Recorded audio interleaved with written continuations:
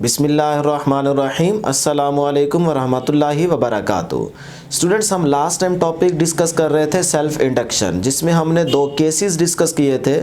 First case में हमने कहा था कि जब हम रियोस्टेट की हेल्प से करंट की वैल्यू को इंक्रीज़ करते हैं तो इंडक्टर उस टाइम बिहेव करता है एज अ रजिस्टर।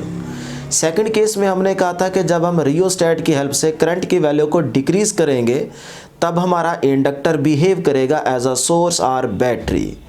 अब जब ये सोर्स के तौर पे काम करेगा तो ये एनर्जी कहाँ से लेगा? तो हमने कहा था इंक्रीजिंग की बारी पे इंडक्टर एनर्जी स्टोर कर लेगा और डिक्रीजिंग की बारी पे वही एनर्जी वो रिलीज़ कर देगा। अब वो एनर्जी क्या होगी और उस एनर्जी का मैथमेटिकल फार्मूला क्या होगा, यही आज का हमारा टॉपिक है। तो स्टूडेंट्स, टॉपिक का नाम है energy stored in an inductor, कि इंडक्टर जो एनर्जी स्टोर करता है वो एनर्जी क्या है और उसकी मैथमेटिकल फॉर्म आज हमने कैलकुलेट करनी है। तो स्टूडेंट्स, हमारे पास यहाँ पे इसका जो सेकंड नेम है वो ये भी बनता है कि energy stored in a magnetic field. Means कि जो इंडक्टर है वो एनर्जी जो स्टोर करता है वो किस फॉर्म में करता है, वो बेसिकली मैग्नेटिक फील्ड की फॉर्म में करता है। इसीलिए इसी टॉपिक को हम इस तरह से भी लिख सकते हैं, energy stored in a magnetic field. ठीक है जी। तो स्टूडेंट, स्टार्ट करते हैं इसको कि ये हमारे पास एक इंडक्टर है जिसको हमने बैटरी और एक स्विच के साथ कनेक्ट किया हुआ है। लास्ट टाइम भी हमने इसी तरह की एक डायग्राम ली थी सेल्फ इंडक्शन के टॉपिक में, लेकिन वहाँ हमारे पास रियोस्टेट कनेक्ट थी। लेकिन रियोस्टेट के बाद हमने एक और डायग्राम भी डिस्कस की थी कि अगर आपके पास रियोस्टेट नहीं है तो आप इंक्रीजिंग और डिक्रीजिंग का केस इस स्विच की हेल्प से भी डिस्कस कर सकते हैं कि जब आप स्विच को क्लोज करेंगे तो फ़ौरन ही करंट मैक्सिमम हो जाएगा। विद रिस्पेक्ट टू टाइम वो आहिस्ता आहिस्ता उसकी वैल्यू इंक्रीज़ करती जाएगी, तो ये आपका इंक्रीजिंग केस बन जाएगा। और जब आप इस स्विच को ऑफ करेंगे तो फ़ौरन करंट ज़ीरो नहीं हो जाएगा, टाइम के साथ साथ वो डिक्रीज़ होते होते ज़ीरो होगा, तो वो आपका डिक्रीजिंग केस बन जाएगा। तो आज के टॉपिक में हमने यहाँ पे कोई भी रियोस्टेट कनेक्ट नहीं की, बल्कि एक स्विच हमने कनेक्ट किया हुआ है। तो इस स्विच की हेल्प से आप इंक्रीजिंग और डिक्रीजिंग का केस भी डिस्कस कर सकते हैं। तो आज के टॉपिक में स्टूडेंट्स हम यहाँ पे 3 केसेस डिस्कस करने वाले हैं कि देखें, सबसे पहले नंबर पे हमारे पास जो फर्स्ट केस है उसमें जब हम करंट की वैल्यू को इंक्रीज़ करेंगे, मींस के 0 टू मैक्सिमम आई की तरफ लेके चलेंगे, तो तब जो हमारे पास सोर्स होगा, यानी कि ये सोर्स ये वर्क करेगा against the induced EMF to build up the current I. यानी कि करंट की वैल्यू को मैक्सिमम तक पहुंचाने के लिए हमारा ये सोर्स सेल्फ इंड्यूस्ड ईएमएफ के अगेंस्ट वर्क कर रहा होगा। फर्स्ट केस में उस टाइम हमारा जो भी वर्क होगा सोर्स की तरफ से वो वर्क स्टोर हो जाएगा इन एन इंडक्टर में। मतलब जो भी हमारा वर्क होगा अगेंस्ट द इंड्यूस्ड ईएमएफ वो वर्क एनर्जी की फॉर्म में इस इंडक्टर में स्टोर हो जाएगा। और उस टाइम जो इंडक्टर होगा ये बिहेव कर रहा होगा एज अ रजिस्टर या टाइम वेरिएंग रजिस्टर। ठीक है जी। सेकंड केस क्या होगा कि जब करंट मैक्सिमम पे पहुंच जाएगा तो उस टाइम हमारे पास केस बन जाएगा स्टेडी करंट। तो उस time no EMF, no work by source की तरफ से कोई वर्क नहीं हो रहा होगा। अगर वर्क नहीं हो रहा होगा तो इंडक्टर एनर्जी भी स्टोर नहीं कर रहा होगा। कब? सेकंड केस की बारी पे, जब करंट क्या होगा स्टेडी, मतलब मैक्सिमम हो चुका होगा, उस टाइम हमारे पास एनर्जी स्टोर नहीं कर रहा होगा इंडक्टर। थर्ड केस क्या है स्टूडेंट्स कि आप जब करंट की वैल्यू को डिक्रीज करेंगे, मींस के स्विच को ऑफ करेंगे, तो करंट की value with respect to time decrease होना शुरू हो जाएगी। अब आपका इंडक्टर चाहेगा, मतलब जो इंड्यूस करंट है वो अपोज कर रहे हैं ना अकॉर्डिंग टू लेंज लॉ। ये चीज़ें हम पहले सेल्फ इंडक्शन के टॉपिक में डिस्कस करके आए हैं, इसीलिए मैं ज़्यादा डिटेल में नहीं जा रहा कि किस तरह से वो अपोज करेगा। ठीक है, ये चीज़ें आपको प्रीवियस टॉपिक के अंदर बताई गई है। तब जब आप करंट की वैल्यू को डिक्रीज कर रहे होंगे, मीन्स के आई टू 0 की तरफ जा रहे होंगे, उस टाइम इंडक्टर जो है ये बिहेव कर रहा होगा एज अ सोर्स और बैटरी, मीन्स के ये एनर्जी रिलीज कर रहा होगा। तो हमने यही पॉइंट लिखा हुआ है कि energy stored in an inductor is released, कि जो इंडक्टर ने इंक्रीजिंग की बारी पे एनर्जी स्टोर की थी अब वो डिक्रीजिंग की बारी पे वही एनर्जी वो रिलीज कर देगा। इसीलिए हम कह रहे हैं कि डिक्रीजिंग की बारी पे इंडक्टर बिहेव करेगा एज अ बैटरी और सोर्स। ठीक हो गया। अब स्टूडेंट्स, अगर यही चीज़ आप रिलेट करें चैप्टर नंबर 12 में कैपेसिटर के टॉपिक के साथ, तो आपको ऐसा लगेगा कि ये चीज़ हम पहले पढ़ के आए हैं कि वहाँ पे अगर हमारे पास एक कैपेसिटर का केस था तो कैपेसिटर के केस में क्या था कि चार्जिंग एंड डिस्चार्जिंग को हमने डिस्कस किया था। तो अगर आपको याद हो, ये हमारे पास एक कैपेसिटर है जिसकी एक प्लेट पे पॉजिटिव चार्ज, दूसरी पे नेगेटिव चार्ज। यहाँ पे हमने कोई भी सोर्स और बैटरी कनेक्ट की हुई है। तो हमने चार्जिंग की बारी पे कहा था कि बैटरी एनर्जी सप्लाई करती है चार्जेस को, ऐसी, और उस टाइम जो कैपेसिटर होता है वो एनर्जी स्टोर कर रहा होता है, एनर्जी स्टोर कर रहा होता है। जब बैटरी चार्जेस को एनर्जी दे रही होती है, मतलब चार्जिंग प्रोसेस चल रहा होता है, तब एनर्जी स्टोर कर रहा होता है कैपेसिटर। अब वो जो एनर्जी कैपेसिटर स्टोर कर रहा होता है वो किस फॉर्म में कर रहा होता है? वो बेसिकली इलेक्ट्रिक फील्ड की फॉर्म में कर रहा होता है। ये चीज़ हम डिटेल में डिस्कस करके हैं चैप्टर नंबर 12 में। और जब डिस्चार्जिंग का प्रोसेस चल रहा होता है तब कैपेसिटर रिलीज करता है जो उसने एनर्जी स्टोर कर रखी होती है। तो चार्जिंग और डिस्चार्जिंग में देखें आप, अगर गौर करें तो कैपेसिटर एनर्जी स्टोर करता है चार्जिंग की बारी पे, और डिस्चार्जिंग की बारी पे वो एनर्जी रिलीज कर देता है। यही चीज़ आज इंडक्टर काम कर रहा है। यानी कि जिस तरह से कैपेसिटर काम कर रहा है कि एनर्जी स्टोर भी कर रहा है फिर रिलीज भी कर रहा है, in the form of electric field वो एनर्जी स्टोर कर रहा है, उसी तरह आज के टॉपिक में इंडक्टर एनर्जी स्टोर कर रहा है। किस फॉर्म में? इलेक्ट्रिक फील्ड की फॉर्म में नहीं, बल्कि मैग्नेटिक फील्ड की फॉर्म में। तो इसका मतलब इंडक्टर और कैपेसिटर तकरीबन क्या है? बराबर है, यानी कि एक जैसा काम कर रहे हैं। तो चैप्टर नंबर 12 में जब हम कह रहे थे कि कैपेसिटर एनर्जी स्टोर करता है in the form of electric field, तो हमने इसका एक मैथमेटिकल फार्मूला फाइंड आउट किया था। वो फार्मूला क्या था जी? E is equal to half CV²। जब हमने ये फार्मूला ड्राइव किया तो हमने देखा भाई वो जो इलेक्ट्रिक फील्ड की फॉर्म में एनर्जी कैपेसिटर स्टोर करता है, तो इस फार्मूले में तो कहीं नहीं लग रहा कि इलेक्ट्रिक फील्ड की फॉर्म में एनर्जी स्टोर हो रही है। क्योंकि इस साइड पे देखें जो आपके पास एनर्जी का रिलेशन आ रहा है, इस इधर कहीं पे भी आपके पास इलेक्ट्रिक फील्ड के लिए फैक्टर यूज़ नहीं किया गया। तो हमने फिर इसी मैथमेटिकल फार्मूले को फर्दर मॉडिफाई करके कुछ इक्वेशंस को यूज़ करके हमने ये इक्वेशन फाइंड की थी, जो कि क्या है? Half epsilon naught epsilon R E² into AD। अब इस फार्मूले में देखें तो ये इलेक्ट्रिक फील्ड आ चुका है। इसका मतलब जो कैपेसिटर है जो एनर्जी स्टोर कर रहा है वो किस फॉर्म में कर रहा है? इलेक्ट्रिक फील्ड की फॉर्म में कर रहा है। तो ये हमने इसका मैथमेटिकल फार्मूला फाइंड आउट किया था चैप्टर नंबर 12 में।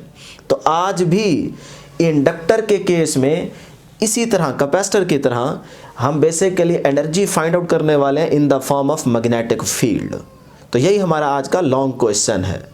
अब स्टूडेंट्स, आपने यहाँ पे इंडक्टर और कैपेसिटर का कंपैरिजन तो देख लिया कि तकरीबन एक जैसा है, लेकिन अगर रजिस्टर आ जाए कि इंडक्टर और रजिस्टर का कंपैरिजन करना हो तो फिर याद रखिएगा, नोट दैट रजिस्टर के केस में चाहे आप करंट की वैल्यू को इंक्रीज कर रहे हैं, चाहे आप करंट की वैल्यू को डिक्रीज कर रहे हैं, चाहे आपका करंट स्टेडी फॉर्म में है, फिर याद रखिएगा एनर्जी इज डिसिपेटेड, एनर्जी हमेशा डिसिपेट ही होगी रजिस्टर के अक्रॉस। जबकि इंडक्टर में क्या है? जब करंट की वैल्यू इंक्रीज करती है तो इंडक्टर एनर्जी स्टोर कर रहा है।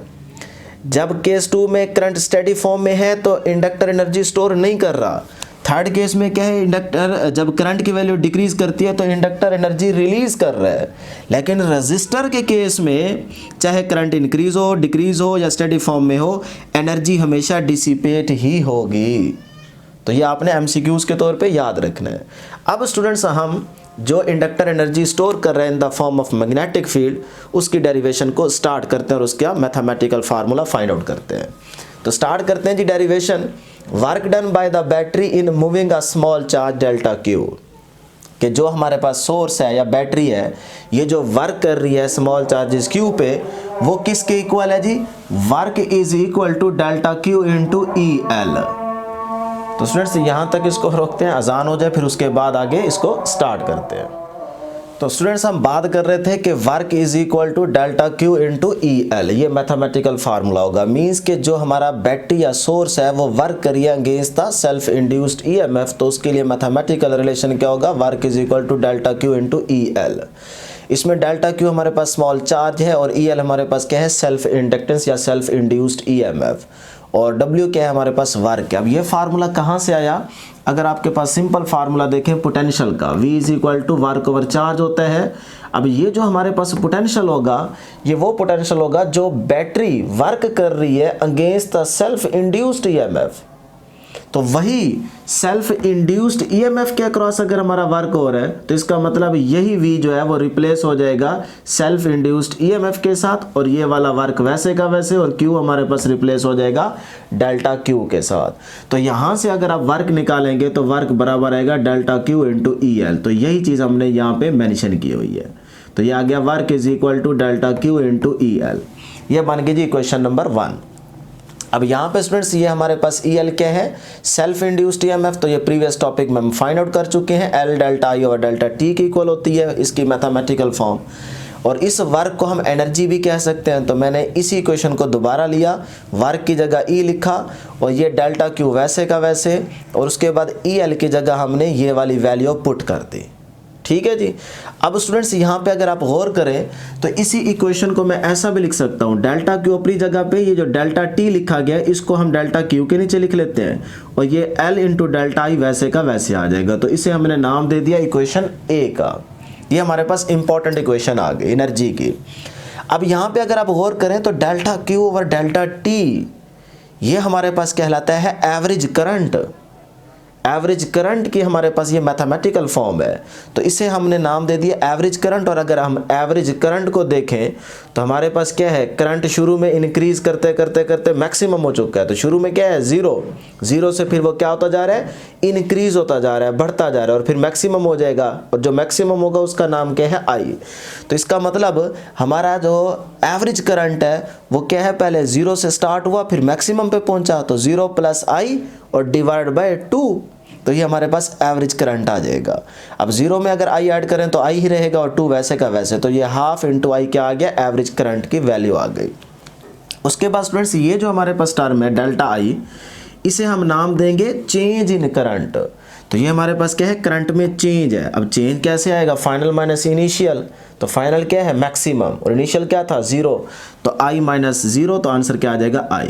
तो इस तरह से डेल्टा I की भी वैल्यू आ गई और डेल्टा Q और डेल्टा T की भी वैल्यू आ गई। अब ये दोनों वैल्यूज डेल्टा Q और डेल्टा T और डेल्टा I की ये दोनों वैल्यूज इक्वेशन A में पुट करते हैं। तो स्टूडेंट्स देखें, now equation A becomes E वैसे का वैसे, इस डेल्टा Q और डेल्टा T की जगह लिख सकता हूँ हाफ इंटू I, तो मैंने ये लिख दिया हाफ इंटू I। ठीक है। उसके बाद L वैसे का वैसे, और इस डेल्टा I की जगह हम लिख सकते हैं I, तो ये डेल्टा I की जगह हमने I लिख दिया। तो ये हमारे पास मैथमेटिकल फॉर्म बन गई, I को I से मल्टीप्लाई तो I स्क्वायर हो जाएगा। तो ये हमारे पास एनर्जी आ गई हाफ LI स्क्वायर।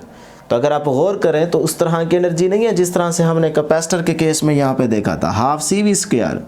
तो ये भी उसी तरह की मिलती जुलती इक्वेशन आ गई है, हाफ LI स्क्वायर, ये इंडक्टर की और ये कैपेसिटर की। अब स्टूडेंट्स इसी E को आप रिप्लेस कर सकते हैं पोटेंशियल एनर्जी की फॉर्म में, क्योंकि एनर्जी स्टोर हुई है ना, तो उसको हम UM से भी रिप्रेजेंट कर सकते हैं। तो हाफ LI स्क्वायर, तो ये हमारे पास इक्वेशन आ गई जी B।